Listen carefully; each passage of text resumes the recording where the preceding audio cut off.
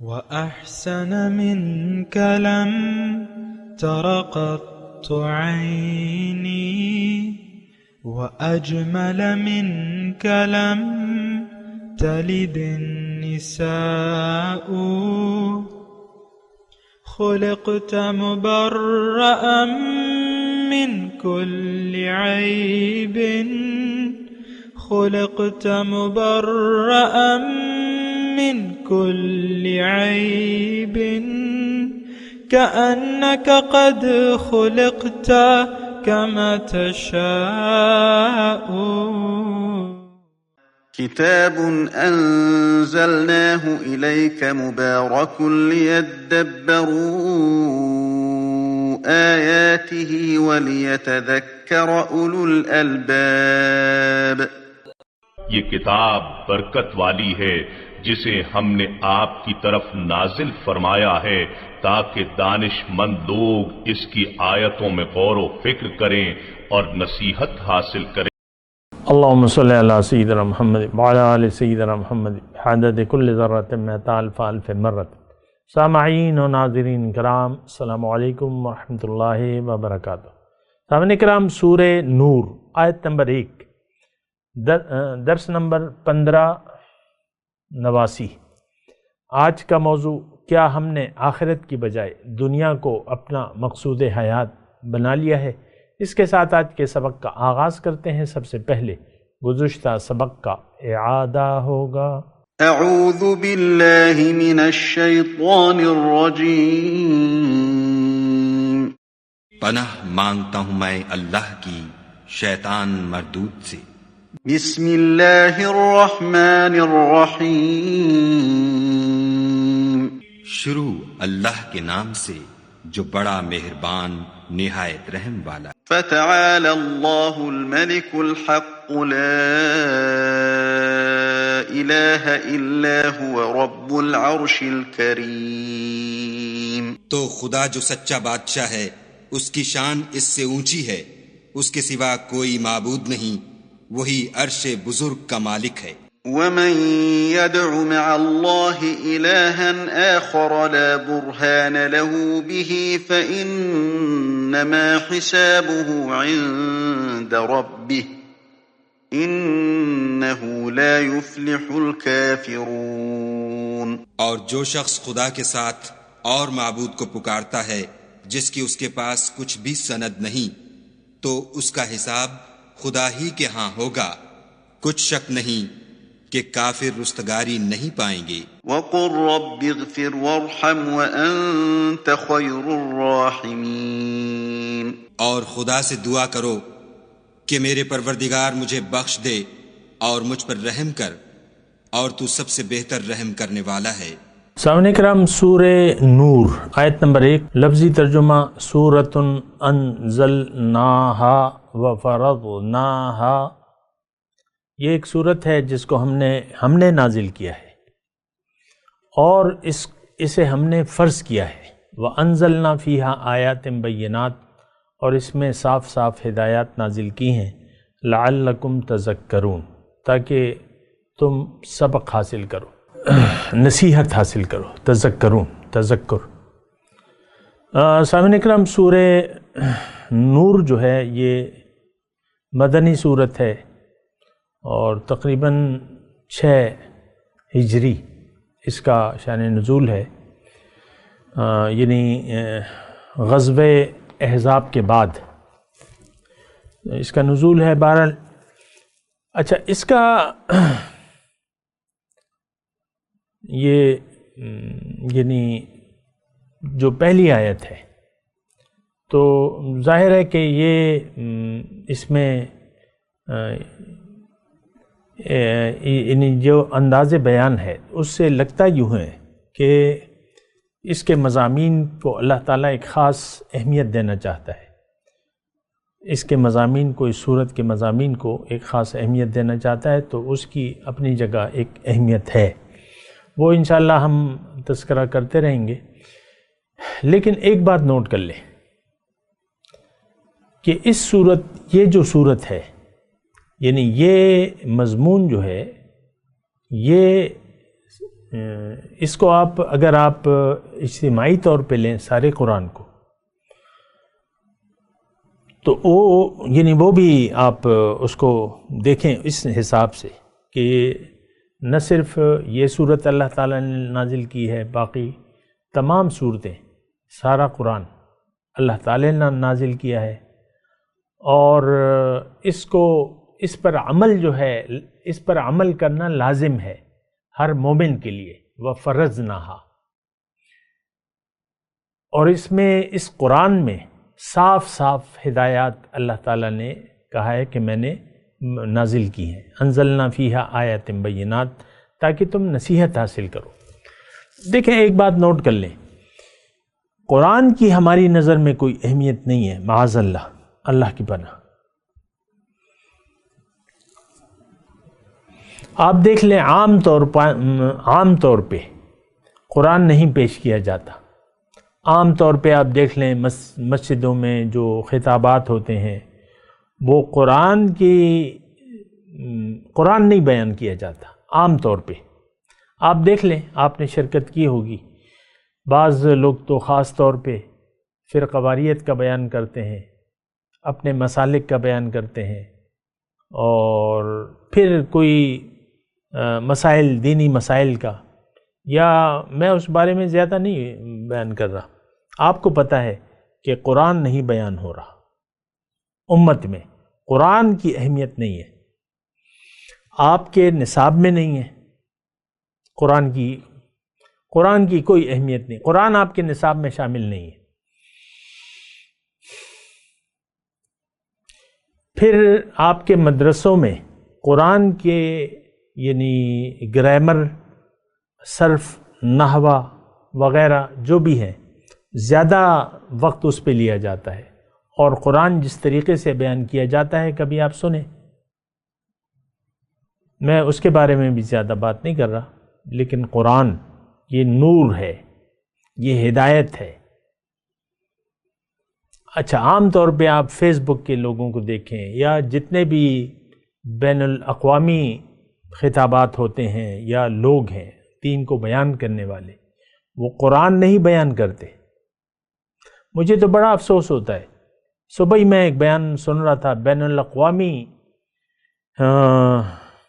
اب میں زیادہ اشارات آپ کو نہیں دے سکتا کیونکہ میں انگلی نہیں اٹھانا چاہتا کسی پہ، تو وہ بین الاقوامی ہے، ہر ملک میں تقریباً زیادہ تر ممالک میں ان کی شاخیں ہیں اور لوگ ہیں، یہ وہ ایک حضرت ذوالنون مصری کی جو ہے وہ ایک بات بیان فرما رہا تھا، یعنی خطاب، ایک کلپ ہے سوشل میڈیا پہ، ان کا ایک گروپ بنا ہوا ہے، تو وہ چھوٹے چھوٹے کلپ بنا دیتے ہیں، تو وہ انہوں نے بات شروع کی، تو حضرت ذوالنون مصری، ٹھیک ہے وہ اللہ کے بندے ہوں گے، اللہ کے دوست ہوں گے، لیکن قرآن کی اہمیت تو اپنی جگہ ہے سرکار، آپ قرآن کیوں نہیں بیان کرتے؟ اللہ کے رسول کی بات سے آغاز کیوں نہیں کرتے؟ اب دیکھیں، ہمارے لیے تو مستند دو چیزیں ہیں، اللہ کا کلام ہے اور رسول کی سنت ہے، آپ قرآن و حدیث سے بیان کریں۔ اور آپ دیکھ لیں، میں ویسے ہی یہ بات آ گئی ہے تو میں کہوں آپ کو، یعنی آپ دیکھ لیں، آپ مطالعہ کریں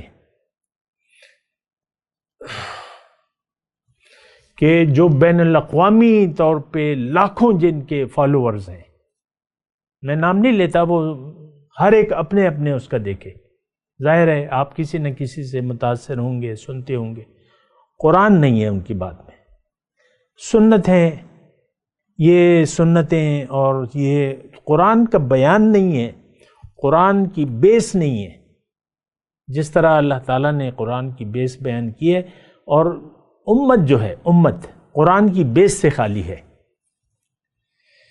قصے کہانیاں اکثر جو فیس بک کی بڑے بڑے وہ بیان کرنے والے ہیں، قصے کہانیاں، اولیاء اللہ کے قصے، کبھی کس کے قصے، کبھی کس قصے، یہ اسلامک آپ کے دانشور ہیں جن کو بڑے بڑے آپ نے خطابات دیے میں، وہ قصے کہانیوں سے شروع کرتے ہیں۔ ایسی تو نہیں ہے۔ قرآن تو دیکھیں آپ کو ایک نظریہ دیتا ہے، سب سے پہلے نظریہ ہے، وہ نظریہ آج امت کا نہیں ہے۔ گزشتہ سبق جو تھا ہمارا گزرا تھا سورہ مومنون کی آخری، وَمَن يَدْعُ مَعَ اللَّهِ إِلَٰهًا آخَرَ لَا بُرْهَانَ لَهُ بِهِ فَإِنَّمَا حِسَابُهُ عِندَ رَبِّهِ۔ تو مسئلہ تو یہی ہے سارا کہ اللہ کو خالص معبود بنا لو، ایک معبود ہے اور وہ اللہ ہے۔ بہرحال میں اپنے مضمون کی طرف آتا ہوں۔ یہ سورہ نور کی جو پہلی آیت ہے، یہ صرف اس صورت کے بارے میں آپ نہ سوچیں، سارے قرآن کی اہمیت ہے اسے۔ قرآن کس نے نازل کیا ہے؟ اللہ نے۔ کس نے فرض کیا ہے اس کو سیکھنا اور پڑھنا؟ کس نے فرض کیا؟ اللہ نے۔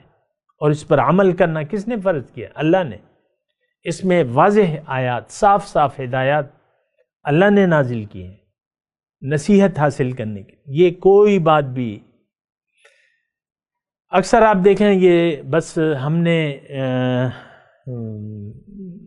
یہ جو بھی قرآن کی تفاسیر ہیں، ایک خاص شان نزول، ٹھیک ہے ایک سورت کا شان نزول ہوگا، میں اس سے انکار نہیں کرتا، اس کی اپنی اہمیت ہوتی ہے، اس سے شان نزول سے وہ سورت کے مضامین کو سمجھنے میں مدد ملتی ہے۔ لیکن قرآن ہر دور کے لیے ہے، قیامت تک کے لیے ہدایت ہے، اس کی ہر آیت ہر زمانے کے لیے ہے، ہدایت ہے، اس پر عمل کرنا فرض ہے۔ بہرحال اس طریقے سے آپ سوچیں اس کو۔ قرآن کی اہمیت دیکھیں، میں مختصر، میری ساری بات جو ہے مختصر یہ ہے، ہماری نظر میں اہمیت دیکھیں، یہ اللہ تعالیٰ نے قرآن کی اہمیت بیان کی ہے اور نصیحت حاصل کرنے کی بات کی ہے، لعلکم تذکرون۔ یہ نہیں کہا اللہ تعالیٰ نے کہ اس لیے میں نے نازل کیا ہے تاکہ تم لوگ اس کی تلاوت کرو۔ تلاوت کرنا اپنی جگہ پر ایک حیثیت رکھتا ہے، لیکن تلاوت کا ثواب آپ کو اس وقت ہوگا جب آپ صاحب ایمان ہیں۔ ہمارا تو ایمان نہیں ہے، ہمارا تو رسمی ایمان ہے، ایمان کا مطلب بھی ہمیں نہیں معلوم، سچی بات یہ ہے، ہم تو رسمی مسلمان ہیں۔ دیکھیں میں آپ کو بات کروں، اصل چیز تو آپ کو بھی معلوم ہے کہ ایمان دراصل حقیقی، یعنی ایمان اصل چیز ہے۔ اللہ تعالیٰ نے جہاں بھی بات کی ہے کامیابی کی، تو وہ ایمان کی بات پہلے اللہ تعالیٰ، ایمان کا مطلب یقین۔ ایک تو دیکھیں اب ہر چیز کو ہم نے ایک روایت بنا دیا ہے، اور ایک عام طور پہ ایمان کا مطلب بھی ہم نہ جانتے ہیں، نہ جاننے کی کوشش کرتے ہیں کہ ایمان کا مطلب کیا ہے، اور ہم نے تو اپنی لٹیائی ڈبو دی ہے۔ ہم تو دنیا کے بندے ہیں، ہم اللہ کے نہ بندے ہیں نہ بندے بننا چاہتے ہیں۔ بہت میں افسوس سے، بڑے دکھ سے یہ الفاظ کہہ رہا ہوں، اللہ کے ہم نہ بندے ہیں نہ بننا چاہتے ہیں۔ دیکھیں یہ تو کوئی مشکل بات نہیں ہے، مکھی کے لیے شہد بنانا کیا مشکل ہے؟ مجھے آپ بتائیں۔ وہ تو اسی کام کے لیے پیدا ہوئی ہے۔ تمام مخلوقات اپنے کام کو جانتی ہیں، وہ کر رہی ہیں۔ تمام مخلوقات اپنے کام کو جانتی ہیں، اپنے فرض منصبی کو جانتی ہیں، اور وہ کر رہی ہیں، وہ تو مجبور ہیں۔ ہمیں اللہ تعالیٰ نے بندگی کے لیے بنایا ہے، وَمَا خَلَقْتُ الْجِنَّ وَالْإِنسَ إِلَّا لِيَعْبُدُونَ، میں نے جن اور انس کو اپنی بندگی کے لیے بنایا ہے۔ یعنی اس کا آیت کا مطلب یہ ہے کہ انسان کی معراج جو ہے، اگر یہ معراج حاصل کرنا چاہتا ہے تو اس کو میری بندگی کرنی ہوگی، یہی ایک واحد ذریعہ ہے سامنے کا۔ افسوس سے یہ کہنا پڑتا ہے کہ بندگی کے نہ معنی ہم جانتے ہیں، نہ ہمارے سامنے پبلک پلیٹ فارم سے بیان کیے جاتے ہیں بندگی کے معنی، اور نہ جاننا چاہتے ہیں ہم طالب بھی نہیں ہیں ورنہ کیا مشکل ہے بندگی کا معنی جاننا، کیا مشکل؟ اللہ کی اطاعت، کامل اطاعت، یہ بندگی ہے۔ خیر، میں آپ کو یہ کہہ رہا تھا کہ یہ قرآن جو ہے یہ نصیحت کے لیے ہے۔ دوسری جگہ اللہ تعالیٰ نے فرمایا ہے وَلَقَدْ يَسَّرْنَا الْقُرْآنَ لِلذِّكْرِ فَهَلْ مِن مُدَّكِرٍ، قرآن کو میں نے نصیحت کے لیے، للذکر، تذکر ہے نا، قرآن کو اللہ تعالیٰ نے نصیحت کے لیے نازل فرمایا ہے۔ وَلَقَدْ يَسَّرْنَا، آسان کر دیا میں نے اسے سمجھنے کے لیے، نصیحت کے لیے۔ فَهَلْ مِن مُدَّكِرٍ، کیا ہے کوئی جو سوچے اور سمجھے؟ تو ایسا تو کوئی نہیں ہے سوچنے اور سمجھنے والا۔ آپ دیکھ لیں کیا رویہ ہے ہمارا، کیا کر رہے ہیں ہم۔ تو مسئلہ ہے، بڑا گمبھیر مسئلہ ہے۔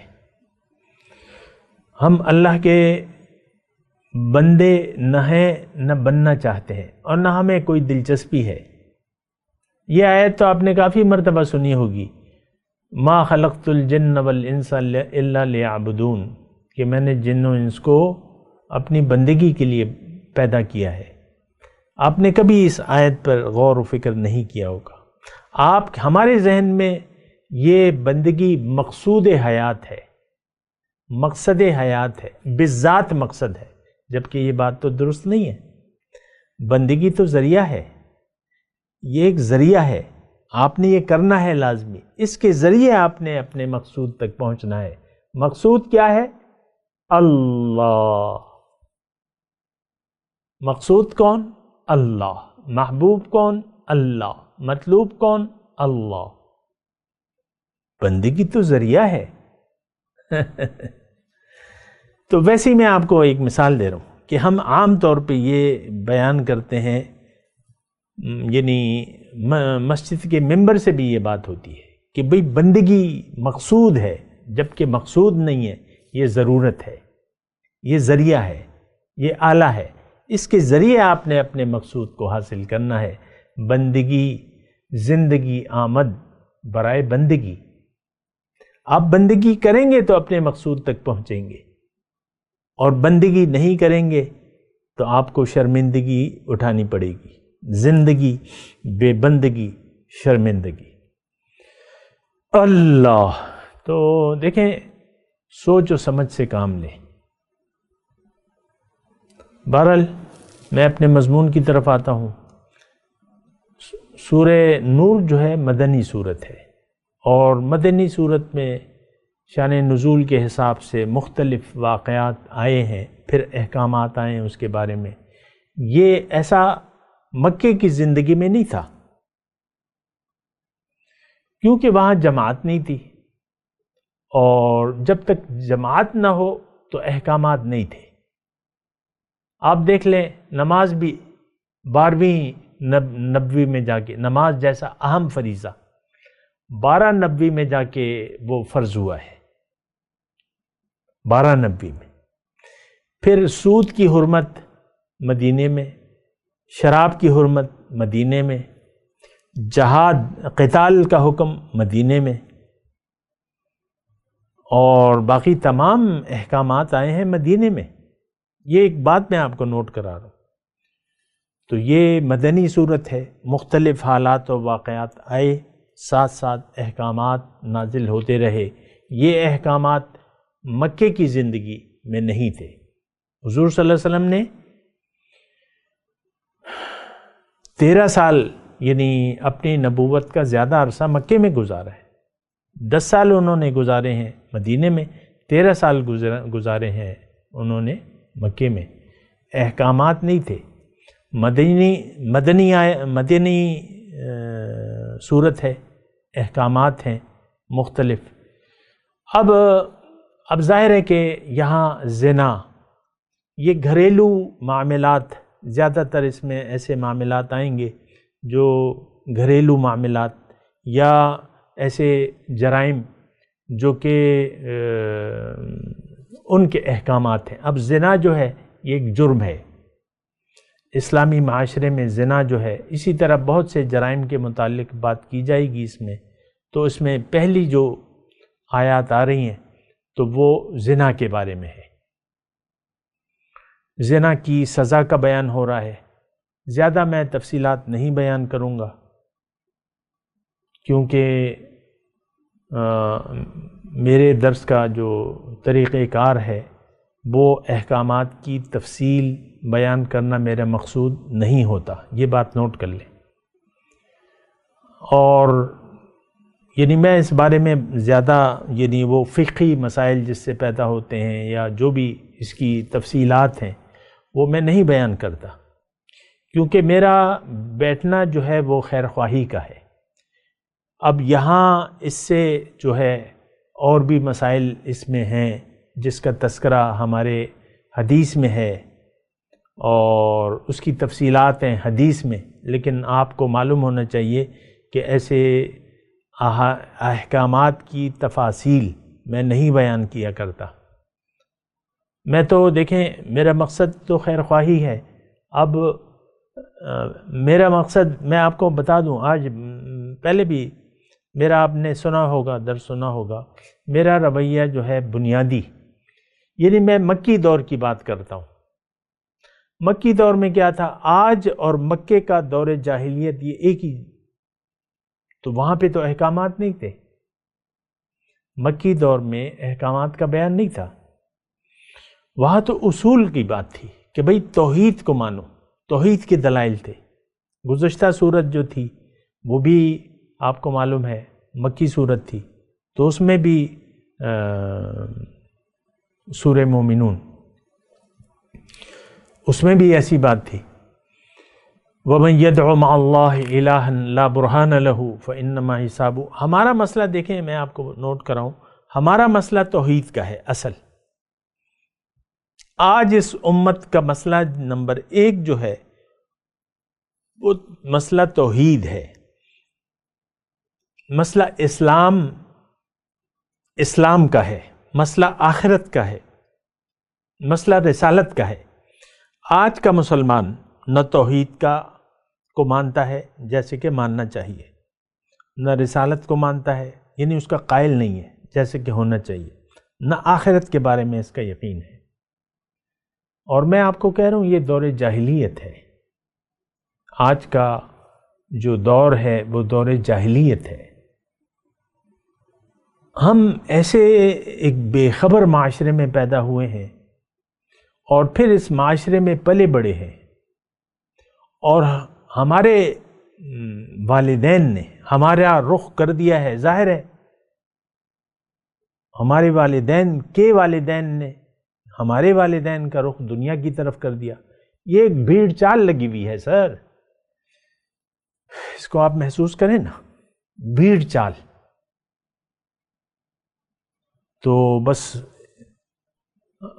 لوگوں کا رخ دنیا کی طرف ہے، ہم نے بھی اپنا رخ دنیا کی طرف کر لیا ہے. لوگوں کو دنیا مقصود ہے، سب لوگوں کو، ہم مسلمانوں کو دنیا ہمارا مقصود ہے، دنیا ہی ہمیں محبوب ہے اور دنیا ہی ہمارا مطلوب ہے. ہم نے بھی اپنا رخ، چاہیے تو یہ تھا کہ اللہ کی طرف کر لیتے، اللہ سے لو لگاتے، اللہ کو منزل بنا لیتے، اللہ کے راستے پر چلتے. ہم نے دنیا کو حقیقت سمجھ لیا، اس کے فائدے کو ہم نے حقیقت سمجھ لیا، اور دنیا کے لیے ہم نے اپنی زندگی وقف کی بھی ہے. یہ بڑی بھاری بات ہے، بڑی بھاری بات ہے. برائیوں کی جڑ جو ہے دنیا کی محبت ہے، اور ہمارا دل، میں گواہی دیتا ہوں کہ ہمارا دل، آج کے مسلمان کا دل دنیا کی محبت سے آباد ہے، اللہ کی محبت سے خالی ہے. اللہ کے لیے آپ نہ جان قربان کرتے ہیں، نہ کر سکتے ہیں، نہ مال قربان کرتے ہیں، نہ کر سکتے ہیں. یہ تو بس ایسی دکھاوا ہے. بس وہ ایسی خیر خیرات تو وہ ہندو بھی کرتے ہیں. اور یہ سر گنگا رام اسپتال، میو اسپتال، یہ کس نے بنایا؟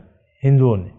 یہ ہمارا پشاور کا لیڈی ریڈنگ اسپتال، یہ ایک عیسائی مشرکہ عورت تھی، اس نے بنایا۔ تو یہ خیرات تو نا لوگ بھی کرتے ہیں، انگریز بڑی خیراتیں کرتے ہیں، یہ کرتے ہیں، وہ کرتے ہیں، تو میں اس کی مثالیں کیوں پیش کروں؟ وہ تو کوئی رول ماڈل نہیں ہے ہمارے سامنے۔ دیکھیں ایک مسئلہ ہے ہمارا، اور وہ توحید ہے۔ آج کا مسلمان توحید کو سمجھتا بھی نہیں ہے اور سمجھنا بھی نہیں چاہتا، کیونکہ اس کو تو منزل ملی بھی ہے دنیا۔ آپ دیکھ لیں، میں آپ سے ذاتی طور پہ بات کر رہا ہوں، ہمارا رخ تو ظاہر کی طرف ہے، اور ظاہر ہی ہمارا مدعا ہے، ظاہر ہی ہمیں محبوب بھی ہے، مطلوب بھی ہے، اور وہ ہمارا مقصود بھی ہے۔ یہ احکامات تو اب یہ دیکھیں 70 سال ہو گئے مثال کے طور پہ، آج یہ اسلام کی جو سزائیں ہیں، جرائم کی سزائیں ہیں، وہ پاکستان میں نہیں ہیں۔ اس بات کو تو محسوس کریں نا۔ اصل میں جو اسلامی احکامات ہیں اس پر عمل کرنے کی ہم طاقت ہی نہیں پاتے اپنے اندر، وہ جذبہ ایمانی نہیں ہے۔ ابھی یہ آئیں گی سزائیں، آپ کے سامنے آئیں گی، ہمارے اندر تو وہ جذبہ ہی نہیں ہے۔ سود حرام ہے، 70 سال ہو گئے، یہ سود جاری و ساری ہے، اور ہم اس پر مطمئن بھی ہیں اور خوش بھی ہیں۔ زانی کو کوڑے لگنے چاہیے، آج زنا عام ہے، زنا عام ہے۔ زنا کے دیکھیں، اس پہ انشاءاللہ بات کریں گے، لیکن میں ویسے ہی آپ کو کہہ رہا ہوں کہ زنا کے ذرائع جو ہیں، اسباب، وہ موجود ہیں۔ اس پہ میں اگلے درس میں انشاءاللہ بات کروں گا، زنا کے جو بھی مضمون ہے، لیکن ابھی میں آپ کو کہہ رہا ہوں کہ ہمیں ضرورت ہے بنیاد کی۔ اور میں آپ کو یہ کہنا چاہ رہا ہوں کہ اسلام 70 سال ہو گئے، اور اسلامی نظام کی دعوے دار جو بھی پارٹیاں ہیں، وہ تو اسلام آباد کے چکر میں ہیں۔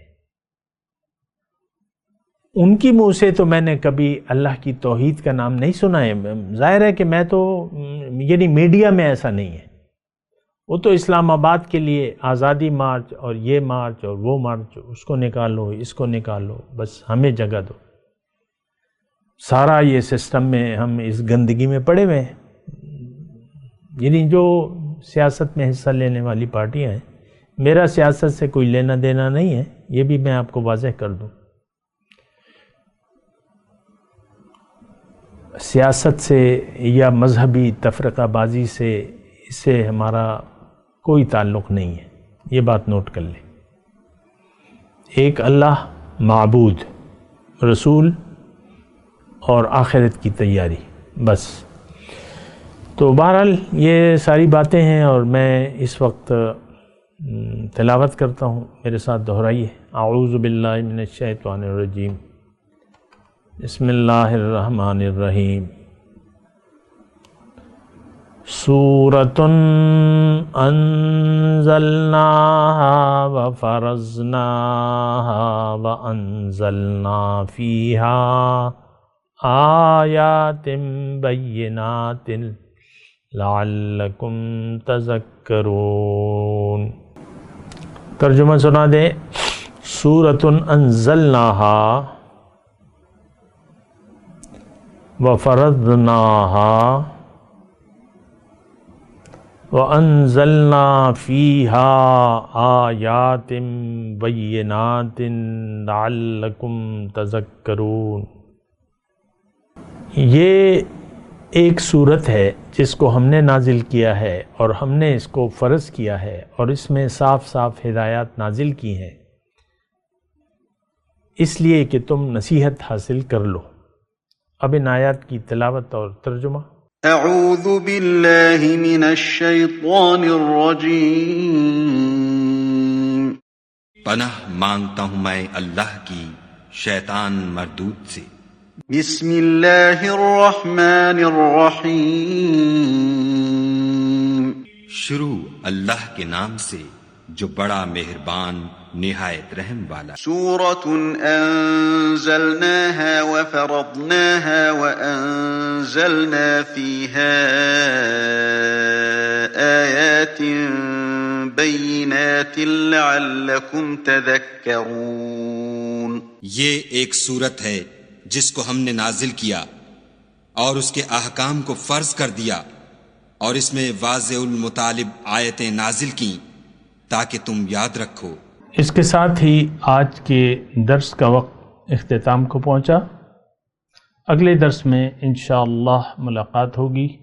وآخر دعوانا ان الحمد للہ رب العالمین. مولایا صلی وسلم دائما ابدا على حبيبك خير الخلق كلهم.